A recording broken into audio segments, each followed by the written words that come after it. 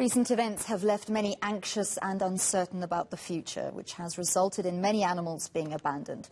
The National SPCA is now appealing to those who find themselves in a difficult financial position and unable to care for their pets to please drop them off at their nearest offices instead of abandoning them. The Durban and Coast SPCA is also asking for donations to help it purchase required items in bulk from suppliers. For more on this, I'm joined by the Society's spokesperson, Keshvi Nair. Keshvi, thank you so much for your time this morning.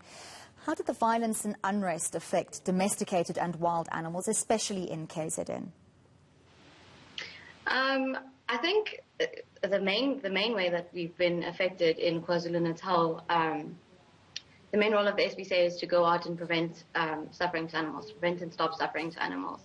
And with the road blockages as a result of the looting and the riots, it's made it very difficult for inspectors to go out there and reach those compromised animals. So I think that's the main way that they've been affected, is the fact that where there are compromised animals, it's been difficult for our inspectors to get there timeously. And then obviously with the rioting and the looting, it's been difficult for us to get food for those animals because shops are closed. There are people who stay at the SPCAs, who live on the premises of the SPCAs as well, and they provide care to the animals at the SPCAs. And much like the people in Durban, it's very difficult for them to get food for themselves as well. So those are a few of the ways that the rioting and the looting has been affecting the SPCAs in KwaZulu-Natal especially. So you've heard about large numbers of animals either who ran away or who have been surrendered being taken in by the SPCA. Can you give us an indication of volumes? I can't give you an indication of volume. It would depend according to each society, but there's definitely been an increase.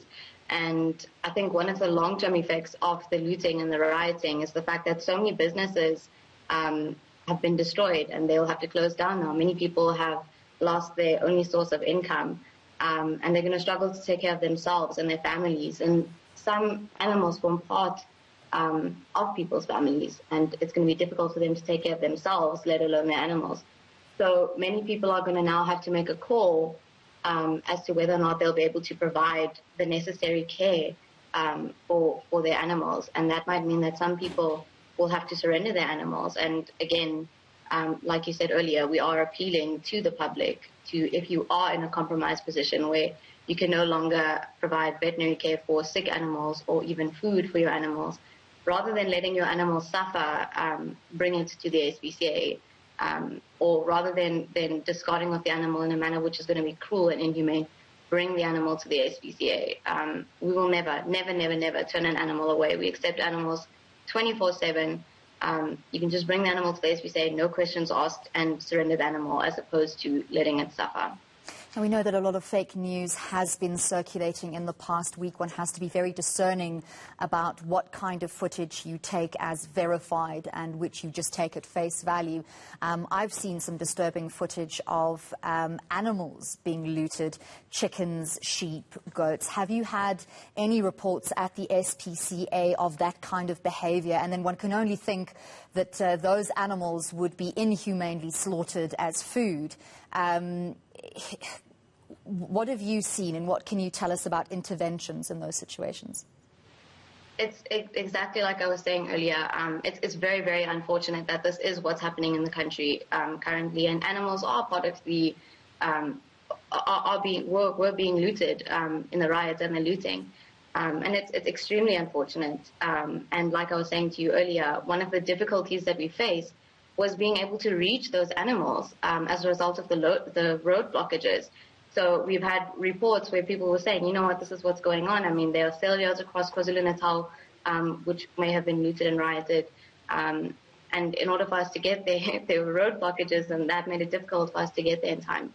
But yes, it's true, there were animals that were being looted, and quite correctly, they will be slaughtered inhumanely, which is a very, very big problem. So it's a difficult time across KZN. Many families are in need of basic food supplies, but we cannot forget about animals. And we know that there are so many South Africans out there who have huge hearts and really want to help animals as well, because they can't care for themselves. It's not like they can go out and look for their own food. So how can community members contribute to the SPCA to help with what you need most? It will vary according to each society. Right now, we are focusing a lot on KwaZulu-Natal because of the long-term effects that this will have. Again, many people have lost their source of income, and that means that some of our donors will be affected as well. So right now, our main focus is helping the societies in KwaZulu-Natal. The National Council has set up a fund, and we are trying to fund the SPCAs in KwaZulu-Natal, but it's not going to last. We need the help of the public in order to continue sustaining those societies to provide the essential services in the world of animal welfare. And the way that the public can help us during this time is they can go onto our website, www.nspca.co.za. They can click the donate button, and when they are making their donation, just use the reference KZN so that we can allocate that money to societies in KwaZulu-Natal. Alternatively, you can donate to the societies directly. And again, their needs will vary. Obviously, monetary donations will be first prize for us at this point.